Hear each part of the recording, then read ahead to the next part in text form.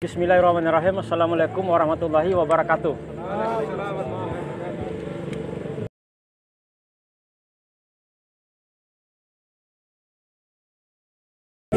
Hari ini kita bicara mahasiswa dan pemuda. Ada kaitan dengan Indonesia, ya kan? Mahasiswa dan pemuda, kita bicara kebangkitan kaitan dengan nilai, ya kan?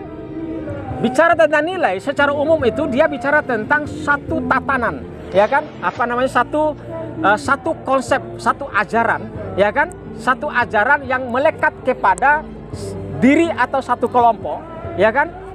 Kelompok tertentu yang itu nanti akan menjadi satu sistem kepercayaan, ya. Itu bicara nilai loh. Yang itu akan menjadi satu sistem kepercayaan. Sistem kepercayaan itu mungkin dia masuk pada bahasa agama, ya kan, bahasa religiusitas. Tapi sistem kepercayaan itu juga menyangkut tentang bahasa ideologi, kayak gitu, ya kan? Itu bahasa itu, spektrum ideologi itu juga bicara nilai, ya kan? Nah karena itu ketika teman-teman, abang-abang senior kalian bicara tentang pemuda kaitan dengan nilai, kemudian dia hubungannya dengan Indonesia seperti apa yang bisa kita pahami, ya kan?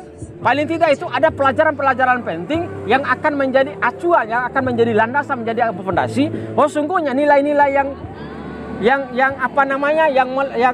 kita pahami itu adalah bisa diinternalisasi untuk memaksa kita, menggugat kita, ya kan? Untuk menggugat kita tampil pada public space namanya, pada ruang publik, ya kan? Mengekspresikan diri kita sebagai yang terbaik untuk melakukan sesuatu, ya kan? Menurut cara pandang, cara berpikir kita bahwa sesuatu itu adalah bisa membangun, ya kan? Membangun kaitan dengan apa yang tadi ide pokoknya tentang perubahan-perubahan itu, ya kan? Perubahan apa yang dimaksud itu tergantung definisinya, teman-teman. Tergantung definisi yang kita, kayak gitu kan? Nah, ketika kita bicara perubahan tentang Indonesia, ya kan? Maka syarat pertama utama bagi kita yang bicara tentang Indonesia ini adalah paham dulu konsep tentang keindonesiaan, kayak gitu loh. Kenapa? Karena kita berangkat dari spirit untuk merubah Indonesia, kayak gitu, iya kan? Jadi syarat utamanya harus paham dulu konsep Indonesia. Kalau tidak paham konsep Indonesia, lalu kita punya keinginan untuk merubah Indonesia, mana mungkin? Nggak bisa kan? Kayak gitu loh. Nggak nyambung itu. Nggak nyambung. Kita ada keinginan untuk merubah Indonesia, lalu konteksnya kita tidak paham Indonesia. Kayak gitu. Kita ingin merubah Bima, tidak paham tentang Bima. Kita mau merubah NTB, tidak juga kita paham NTB. Kita mau merubah pertanian, juga kita tidak paham pertanian, kayak gitu loh. Iya kan? Atau kita merubah kelompok-kelompok komunitas kecil kita itu, kita tidak paham juga kelompok organisasi itu. Kayak gitu maksud saya. Karena itu juga hal yang paling mendasar sebagai pelajaran penting bagi siapapun yang bergelut dalam organisasi, bahwa setiap organisasi itu ada yang disebut nilai dasar perjuangannya, hitah perjuangannya, konsep-konsep dasar perjuangannya, ya kan? Itu adalah satu titik start, ya kan? Titik start bagi organisasi menjelaskan kepada semua kadernya bahwa sungguhnya landasan dasar perjuangannya itu ada pada titik itu, ya kan? Ada pada konsep nilai itu. Keberpahaman setiap orang terhadap konsep nilai yang terkandung dalam organisasi itu akan menjadi, ya kan, menjadi konsep yang akan menuntun, ya kan, konsep yang akan menjadi petunjuk. Perjalanan perjuangan bagi kader sebuah organisasi itu adalah ada kesesuaian, ya kan, ada penyesuaian dengan prinsip-prinsip landasan dasar organisasi itu, ya kan. Karena itu juga ketika kita bicara tentang Indonesia ada konsep dasarnya, ya kan. Ketika kita bicara Indonesia, konsep dasarnya apa? Ideologi negara itu apa? Itu Pancasila misalnya, ya kan? Berarti totalitas diharuskan kita memahami itu apa itu Pancasila, kayak gitu loh, ya kan? Jadi turunannya juga akan dipahami, ya kan? Karena itu bagi saya begini. Jadi Indonesia ini, kalau secara global saya pahami, Indonesia ini adalah salah satu pelaku ekonomi global. Dia adalah masuk dalam 20G, ya kan? 20 ekonomi global, kayak gitu kan? Jadi salah satu Indonesia sudah masuk dalam percaturan politik dunia, Indonesia ini. Jadi seperti apa konteks Indonesia kita pahami dalam, ya kan, hubungan internasional, hubungan transnasional, kayak gitu kan? Nanti kita bicara nasional, ya kan? Nasional itu seperti apa yang kita pahami, ya kan? Secara historis, kayak gitu. secara historis sebagai landasan untuk bagaimana kita menjelaskan Indonesia hari ini dan masa depannya. Nah, tapi kedudukan Indonesia dalam konteks politik global hari ini kita akan bicara tentang relasi, ya kan, hubungan secara internasional, kayak gitu loh. Supaya kita bisa buka Indonesia ini seperti apa, untuk nanti kita masuki dalam kerangka perjuangannya kita bahwa ternyata Indonesia ini harus digeser ke sini, harus digeser, harus didiamkan, kayak itu kan, harus didorong atau harus dibuat mundur, kayak gitu loh. Harus dirubah bentuknya, harus dirubah wujud, segala macam, kayak gitu loh. Kenapa bisa kita lakukan itu? Karena kita paham duduk persoalannya. Bisa nggak dipahami maksud saya? Duduk persoalannya. Jadi setiap kita mau pahami apapun persoalan itu, kita harus definisikan dulu sesuatu itu, ya kan? Mendefinisikan sesuatu adalah membatasi masalah, ya kan? Kerangka membatasi masalah, kalau secara ilmiah ya sudah cukup kaidah jurnalistik aja yang kita pakai, ya kan? Apa masalahnya, di mana terjadinya masalah, kapan terjadinya, kayak gitu kan? Apa dan bagaimana terjadi masalah, siapa-siapa yang terlibat sebagai pelaku dan sebagai korban misalnya, ya kan? Itu kerangka jurnalistik aja. Kalau misalnya kita bicara tentang memahami masalah dalam batasan masalah yang kita ingin bahas, kayak gitu. Begitupun juga di Indonesia, ya kan? Karena itu Indonesia ini ada negara, ya kan? Ada negara, ada di sistem, ada aktor namanya, ya kan? Ada aparatus negara, ya kan? Ada pemerintah maksudnya. Jadi kita harus pahami negara ini. Negara itu ada wilayah, ada penduduk yang menempati wilayah, ada aturan yang akan mengatur penduduk, ada pemerintah yang akan membuat dan menjalankan aturan, kemudian ada negara lain yang kemudian mengakui, kayak gitu loh. Itu kan negara ini, ya kan? Jadi ada wilayah, ada penduduk yang menempati wilayah, ada aturan yang mengatur penduduk, ada pemerintah yang akan membuat dan menjalankan aturan, ya kan? Kemudian ada negara yang berkaitan, ya kan? Dan itu butuh pengakuan, kayak gitu syaratnya. Nah, apa kira-kira hal pokok yang akan menjadi tugas dan fungsi aparatur negara ketika tadi kita bicara tentang pemerintah yang merumuskan dan menjalankan aturan, misalnya. Kan maksudnya hubungan negara dengan masyarakat, ya toh? Apa kira-kira hal yang mendasar yang harus kita pahami? Yang paling pokok itu adalah public policy, ya. Hal yang paling rumit dalam seluruh kajian saya, ya, dalam seluruh kajian saya tentang kebangsaan dan kenegaraan itu adalah bicara tentang public policy, ya kan? Dalam analisis apapun, dalam pendekatan variabel apapun, itu menyangkut tentang public policy, menyangkut tentang kebijakan negara, menyangkut tentang kebijakan publik. Bisa dipahami ya? Kenapa? Karena kebijakan publik, karena public policy itu adalah dia berkaitan dengan seluruh dimensi kehidupan. Kayak itu kan? Jadi ada ekonomi, ada politik, ada budaya, agama, ada lingkungan hidup, ya kan? Ada persoalan wilayah, ada urusan administrasi, semuanya itu berkaitan dengan kebijakan publik. Kayak itu kan?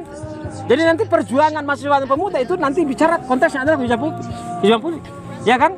Kebijakan publik. Nah, apa sasaran? Di mana sasarannya kebijakan publik ini? Ya kan? Kebijakan publik, public policy ini adalah harus dijelaskan berdasarkan pada kedudukan negara, hubungan dengan masyarakat, ya kan? Hubungan dengan masyarakat, kayak gitu loh. Jadi ada negara dan masyarakat. Lalu landasannya adalah ada spektrum ideologi yang menjelaskan tentang tujuan sebuah negara, kayak gitu loh. Tujuan sebuah negara, kesejahteraan, kemajuan, kemakmuran, misalnya kan, adil dan makmur, ya tujuannya, ya kan? Nah, seperti apa output yang bisa kita ukur terhadap keberhasilan sebuah negara dalam rangka menjawab tuntutan ideologi negara, ya kan? Kayak gitu. Nah, apa yang biasa saya singgung, hal-hal menjadi peristiwa, hal-hal menjadi kenyataan yang kita hadapi selama ini adalah terjadi ketidakseimbangan, terjadi ketimpangan misalnya, ya kan? Hubungan negara dengan rakyat, hubungan negara dengan masyarakat, kayak gitu kan? Ada ketimpangan, terjadi ketimpangan karena apa? Ya kan? Ketimpangan itu adalah tidak bisa dipisahkan dengan apa yang tadi disebut kebijakan, ya kan? Bukan ketimpangan secara personal, ya kan? Tapi ada kebijakan, ya. Jadi barometer kita untuk mengukur ketimpangan itu adalah berkaitan dengan kebijakan. Siapa membuat kebijakan? Mereka sebagai pemangku kebijakan. Siapa itu? Adalah pemerintah, ya kan? Pemerintah ketika dia bicara tentang kebijakan publik, bahwa dia punya otoritas. ya kan? Dia punya kewenangan, itu disebut political will, ya kan? Itu disebut political will, kayak gitu loh. Nah, ketika biasa saya singgung itu, ketika terjadi ketimpangan berarti ada sesuatu yang tidak beres, kayak gitu. Ada masalah, ya kan? Lalu kita jumpai ternyata ada ketidakadilan. Kaitan dengan apa ketidakadilan itu? Adalah keadilan sosial kah, atau keadilan ekonomi, atau keadilan politik? Kan ada konteks semua keadilan itu kan? Ada keadilan semua itu yang akan menjelaskan tentang ketimpangan-ketimpangan itu. Nah, keadilan apa yang kita ingin angkat sebagai satu diskursus? Ya, sebagai diskursus wacana kita untuk bagaimana hadir yang akan membedah persoalan negara lalu kita usung sebagai sebuah perubahan, ya kan? Sebuah konsep sebagai sebuah cita-cita perubahan, kayak gitu. Berkaitan dengan tadi itu. Jadi saya biasa singgung dalam tulisan saya karena beberapa mahasiswa Mataram tanya saya persoalan ke mahasiswa kemarin, ya kan? Saya simpel aja bicara mahasiswa itu, ya kan? Jadi ada hubungan negara dan rakyat, ya, ada negara dan rakyat ini. Jadi dalam analisisnya Gramsci, ya kan? Jadi ada hegemoni yang dijelaskan, tapi dia bicara tentang kelas masyarakat. Jadi ada 3 kelas. Ada high class, middle class, dan low class, kayak gitu loh. Nah, kenapa ini terbagi? Kayak gitu loh. Kenapa ini terbagi kelas masyarakat itu? Itu terbaginya kelas masyarakat itu berdasarkan pada, ya kan? Berdasarkan pada posisi yang menjelaskan tentang keadaan, yang menjelaskan tentang kapasitas, yang menjelaskan tentang kewenangan, ya kan? Yang menjelaskan tentang otoritas, ya kan? Jadi kelas elit itu dia bicara tentang pemerintah yang punya kewenangan untuk menentukan kebijakan publik, kayak gitu. Kelas middle itu adalah ternyata mereka sebagai faktor penyeimbang, ya kan? Kelas low class itu adalah mereka sebagai masyarakat awam, ya kan? Yang bisa kita sebut sebagai buruh tani, ya kan? Nelayan, PK5 dan segala macam, ya kan? Setingkatnya, setingkatnya. Nah, mereka yang disebut sebagai pemangku kebijakan tadi, ya, ternyata mereka juga punya kelas masing-masing, ya kan? Mereka punya kelas masing-masing. Kelasnya mereka itu adalah kelas eksekutif, kelas legislatif, dan kelas yudikatif. Itu adalah jauh sebelum kita disinggung oleh, ya kan? Oleh siapa coba? Hah? Siapa yang membagi 3 kekuasaan ini? Hah? Montesquieu. Ini semester 1, ya kan? Ini semester 1, itu Yanwar namanya, dia asal KBU, ya kan? Dia sudah bawa materi itu. Di kampus-kampusnya dia bawa materi. Nah, dia Montesquieu, itu yang disebut trias politika namanya. Ya kan? Ya, politika, mulai dari presiden sampai kepada ketua RT dan RW, itu adalah eksekutif. Ya gitu kan? Mulai dari MPR sampai kepada Babinsa, itu adalah yudikatif. Ya kan? Mulai dari DPR, kayak gitu loh. Mulai dari DPR sampai ke DPD, itu adalah legislatif. Iya kan? Nah, mereka lah yang oleh negara diberikan mandat oleh negara, ya kan, dalam rangka bagaimana mengatur negara ini melalui, ya kan, melalui akal pikiran yang mereka tuangkan dalam bentuk kebijakan, dalam bentuk aturan-aturan, ya kan, yang nanti akan berbuah tentang kebijakan yang akan mewakili seluruh dimensi kehidupan. Sasarannya kepada masyarakat, yang tujuannya itu adalah kesejahteraan, kemajuan, dan kemakmuran, kayak gitu kan. Nah, ketika kita kaitkan dengan keberadaan pemuda, ya, keberadaan pemuda, di mana posisi pemuda? Kayak gitu loh. Di mana posisi pemuda? Ketika misalnya terjadi ketimpangan, pemuda ketika dia berada, lalu mereka saksikan kenyataannya, ketika dia tidak memahami 2 persoalan, maka sebenarnya dia lewat ketika dia bicara tentang negara. Apa 2 hal itu? Adalah bicara tentang perubahan, ya kan?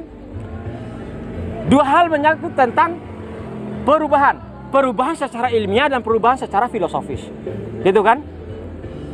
Kalau seorang mahasiswa pemuda tidak paham tentang perubahan secara ilmiah dan perubahan secara filosofis, lewat itu bicara tentang perubahan, kayak itu kan? Kenapa bisa lewat? Perubahan ilmiah itu adalah perubahan yang kalau kita jawab itu sangat gampang, ya kan? Sangat mudah. Tapi kalau perubahan ya kan, filosofis, itu belum tentu kita bisa jawab, ya kan? Belum tentu bisa kita jawab.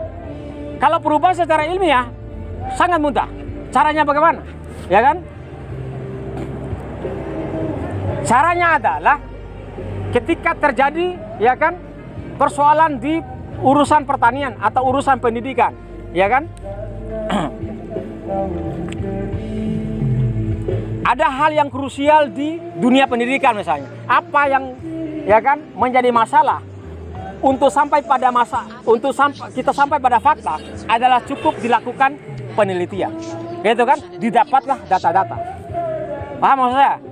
Dilakukan penelitian di lapangan itu di sejumlah sekolah. Kenapa kemudian terjadi penurunan mutu pendidikan, ya kan, kepada anak sekolah? Kenapa kemudian anak sekolah tidak punya semangat, ya kan? Kenapa anak sekolah tidak kompetitif, ya kan? Kenapa kemudian sekolah A, B, C ini kemudian dirasa ini, kayak gitu kan?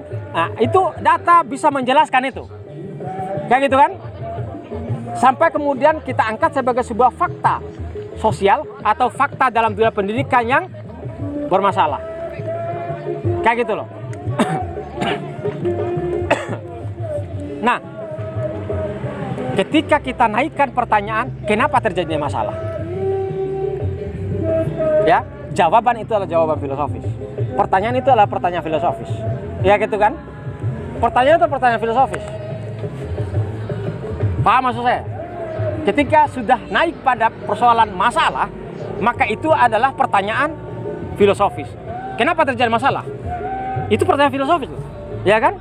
Tadi yang kita jumpai dari seluruh segmen kehidupan, dari seluruh sektor pembangunan, lalu kita jumpai sejumlah masalah ketimpangan pembangunan, ya kan? Itu masalah, itu fakta. Tapi kenapa terjadi masalah? Pertanyaan itu pertanyaan filosofis, dan itu tidak mudah untuk menjawabnya, kayak itu kan?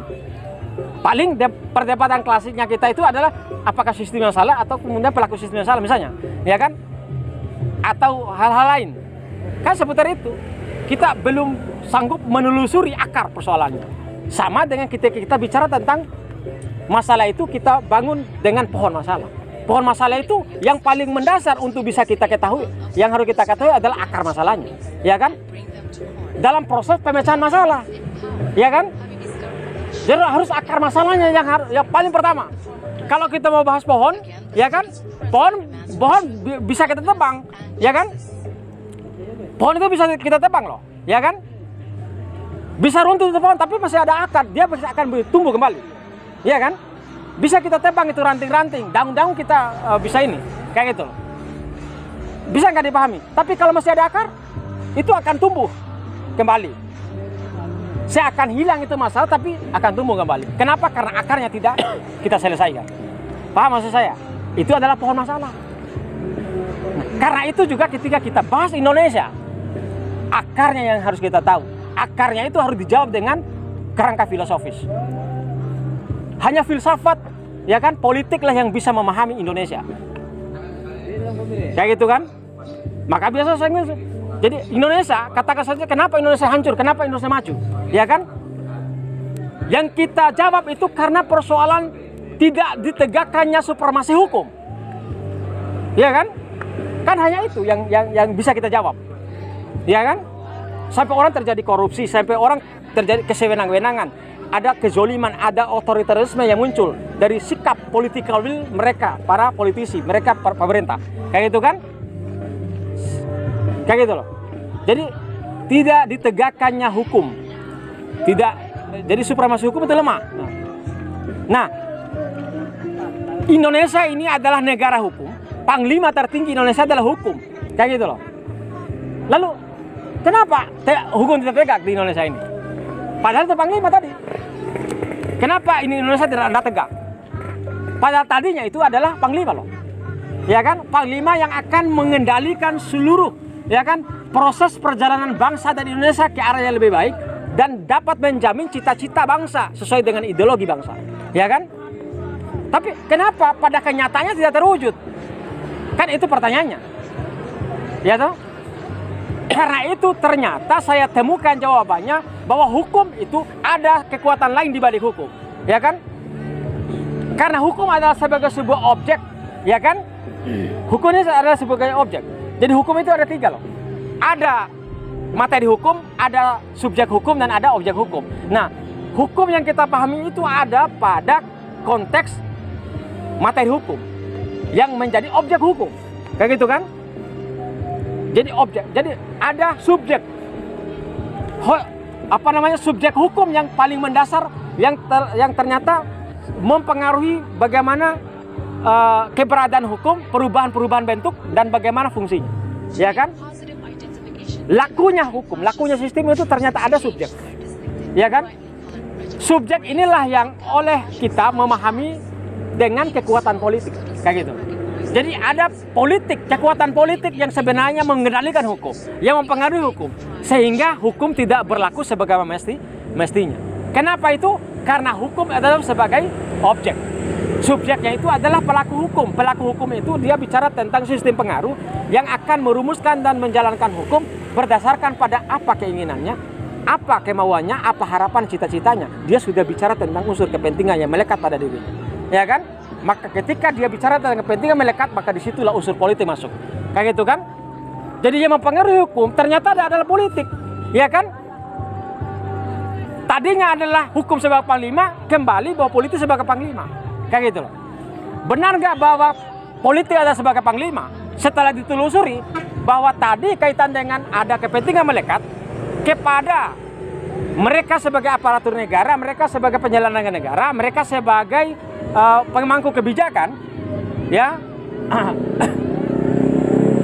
Mereka yang disebut trias politika itu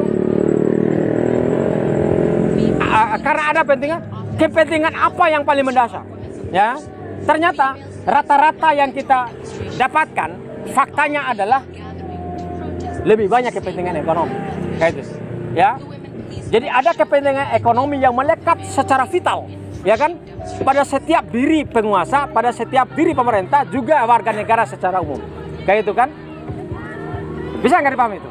Jadi tadinya kita bicara hukum, kemudian kembali bahwa ternyata hukum dipengaruhi oleh politik, ternyata politik ini adalah dipengaruhi oleh ekonomi malah. Tuh. Ternyata politik juga dipengaruhi oleh ekonomi. Tuh. Nah, karena ekonomi adalah dia sebagai satu perkara yang bicara tentang hukum transaksi, ya kan? Hukum transaksi jual beli, bicara tentang barang dan jasa, kayak gitu loh. Bicara tentang barang dan jasa, di mana berlakunya itu adalah pada public sphere menurut Giddens, ya kan? Jadi ada ruang publik, ya kan? Berlakunya transaksi tadi itu, ya kan? Ruang publik itu disebut ranah sosiologis, kayak gitu kan? Bahwa ada kehidupan sosial itu di dalamnya ada manusia melakukan transaksi jual beli barang dan jasa, kayak gitu. Karena itu dia berlaku dalam hukum-hukum sosiologis. Karena itu tadinya kita bicara hukum, bicara politik, bicara ekonomi adalah juga ternyata penting bicara sosiologis, ya kan? Harus paham juga ilmu sosiologis kita ini, ya kan? Nah, kopi nonton deh kayak senoran, maksudnya bisa tangkap ya maksud saya? Hah? Bisa. Jadi ada sosiologis. Ya, sosiologis itu ada public sphere namanya, ya kan? Ada interaksi, ada relasi, ya kan? Ada interaksi, ada relasi. Yang melakukan interaksi relasi itu siapa? Coba, ya kan? Adalah manusia, ya kan? Ada individu dan masyarakat, ya. Ada individu dan masyarakat yang melakukan interaksi dan relasi itu adalah individu yang tadi melakukan transaksi, juga yang kemudian bicara tentang kepentingannya dan bagaimana kemudian kedudukannya secara hukum, kayak gitu kan? Itu ternyata manusia. Nah, bicara tentang manusia, maka dia adalah penting juga kita bicara tentang ilmu-ilmu tentang antropologi, kayak gitu loh, iya kan? Tadi kita berawal dari bicara negara loh, ya kan? Sampai kita bicara tentang pentingnya manusia ini, ya kan? Nah, ketika kita bicara manusia, adalah ternyata manusia ini, ya, manusia ini ya. Kalau berdasarkan pada Abraham Maslow, bicara tentang the human spot. Ada titik manusia. Bagaimana kita memahami titik manusia misalnya, ya kan? Titik manusia itu dia bicara tentang start kehidupannya itu pada wilayah kebutuhannya. Bahwa ternyata ada kebutuhan pokok yang tidak boleh tidak, yang harus dipenuhi oleh manusia, yaitu makan dan minum, sandang, pangan, kayak gitu ya. Ada kebutuhan pokok dari manusia ini. Nah, karena ini adalah sebuah kewajiban. Kalau manusia tidak makan, maka dia akan mati. Oleh karena dia tidak mau mati, maka dia harus penuhi syarat bagaimana dia bisa mendapatkan makan minum. Kayak gitu kan? Jawabannya adalah harus mendapatkan uang. Kayak gitu kan? Harus punya uang. Manusia itu harus punya uang. Nah, ketika uang ini adalah sebagai alat untuk transaksi, ya kan? Maka itu ketika dia dianggap penting, wajib dibutuhkan oleh manusia, maka manusia juga membutuhkan syarat untuk mendapatkan uang. Apa itu adalah manusia harus bekerja. Kayak itu kan? Ketika manusia butuh pekerjaan, maka kebutuhan syarat untuk dia bisa bekerja adalah dia membutuhkan keterampilan, keahlian. Kayak gitu kan? Keahlian dan keterampilan. Ketika dia butuh keahlian, keterampilan, maka dia butuh ilmu pengetahuan tentang itu. Ketika dia butuh pengetahuan, jawabannya dia harus belajar. Kayak gitu kan? Jadi konteks belajarnya manusia secara umum, ya kan? Dalam analisisnya Abraham Maslow itu, dia adalah ternyata didorong oleh, ya kan, kebutuhan perut.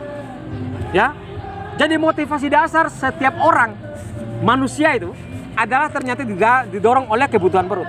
Jadi siklusnya nanti itu, secerdas apapun manusia, sekaya apa, sehebat apapun manusia, adalah dia akan hadir di alam ini adalah dalam rangka memenuhi kebutuhan perutnya.